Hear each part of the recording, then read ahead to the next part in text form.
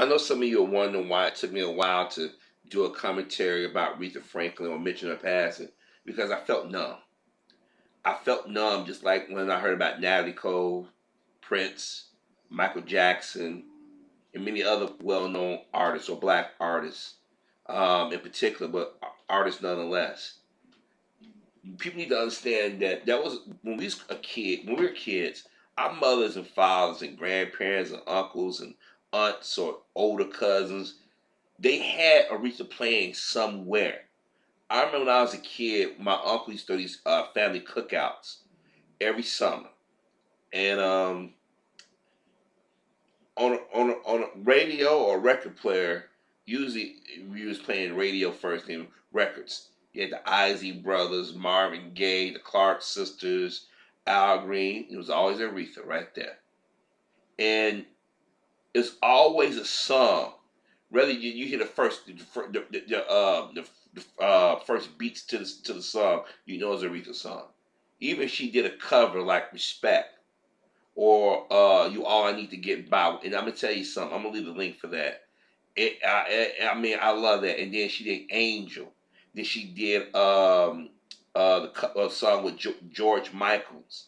I Knew You Was Waiting. I mean, she did uh, one with Lauren Hill. I mean, that's a lot of artists that this woman's worked with. And I'm gonna tell you something. A lot of singers, even within the black community, have tried to sing like Aretha and Patty and Tina, but they can't come close to them, and especially Aretha. Aretha had her own sound. I mean, let me tell you something. You know how some people lose their ability to sound the same. Aretha sounds the same. Patty sounds the same. Tina, I really haven't heard Tina perform over the years, but Aretha and Patty, and Dion and Gladys, those sisters sound the same. But Aretha, she took it to the next level because a lot of people forget back in the day they didn't supposed to mix gospel with secular music. You know what I mean? There was a no. But Aretha found a way to merge it where it sounded like a gospel, but it was still popping catchy enough. And I mean, sister is a beautiful voice, and it just, even though I never met her, I feel like a part of the family has died. Because as I said before, she was a soundtrack for a lot of us. She sung in 3 inaugurals. She sung for kings and queens. Now, this most recent images of her. This when you start knew something was wrong. You know, I mean, yeah, she's getting up in age, but you knew something when the dramatic weight losses and things of that nature. And like I said, that she soldiered on.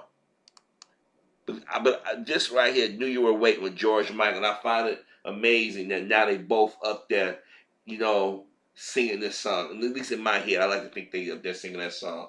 I Knew You Were Waiting. If you ever watched the video, this song fits for these two now. It's like this song was meant to be. If you watch the video and pick up what the video is about, I Knew You Were Waiting for Me. It makes sense, and I like think they that background. If anybody ever even attempt to do a remake of this, they would have to do the video exactly like they did it, and they had to put these two images in there. If you ever watched the video, you know exactly what I mean. But it's hard to believe that she's gone.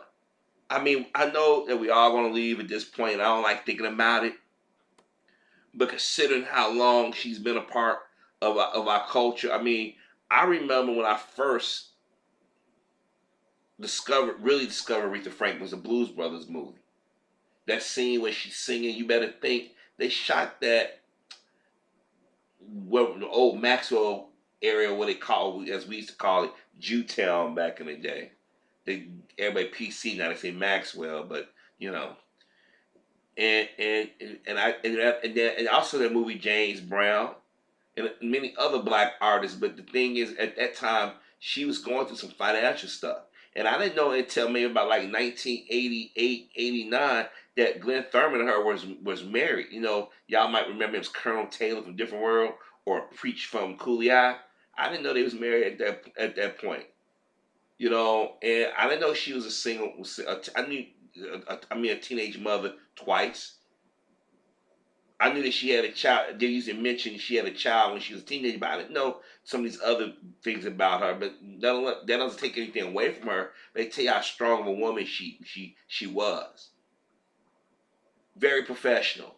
And but I also want to mention something. Remember last year everybody's cracking when she was singing at the Super Bowl or some game when she took forever. I think that what it was, I think that she knew she wasn't alone on this earth, and I think she just probably in her head thinking about all the things she did. And I wonder now people might look at that in a different light. Because everybody's cracking jokes, man. Aretha Franklin, she sung forever, you know. They were making jokes about it. And I remember at that time, I said maybe she knew something was going on, and maybe she felt I'm just going to just enjoy this moment, or maybe she just her mind started to wander and then realized she was doing what she was doing, or maybe she said, "The hell with it." I'm in Detroit, in front of my home city and everything, because she didn't go Hollywood. She lived in Detroit till the day she died. Think about that. Think about that. Most people left Detroit when Barry Gordy and them packed Motown up. Everybody ran Hollywood. Very rare some people staying in their hometown. And they said she did so much for civil rights and she was doing so much in Detroit. They said the amount of money this woman donated to organizations. She's the first woman to be inducted in the Rock and Roll Hall of Fame. I mean, think about that. The first woman, a black woman. Now, they could have easily put any old white woman in there, but they put Aretha in there. Like I said, this woman has touched so many. I mean, it's songs. I mean, and back in the day, there were music that, if you look at the music from Motown and Stax and in these other places where they had black artists, the songs had wrote to some type of emotional thing you was going through, happiness, love, a sadness, anger. It was there. And like I said, half the stuff I haven't even heard of Aretha because they're gonna play what's released to the radio stations, was put on videos, was pushed out to the media. But there's a lot of music that Aretha did. And I'm gonna tell you something. When you go listen to Natural Woman, just not listen to Aretha's voice, listen to the background singers, listen to the orchestra. Beautiful song. Then you have her version of course, Respect. Then you had All I Need to Get By. I'm gonna leave a link to that one. That one right there, and you got Angel. That one. This to the long version, the complete version, not the radio edit. I'm telling you, you gotta appreciate some of the songs that Aretha Franklin did, like that performance on Soul Train, Rocksteady. She sung that live.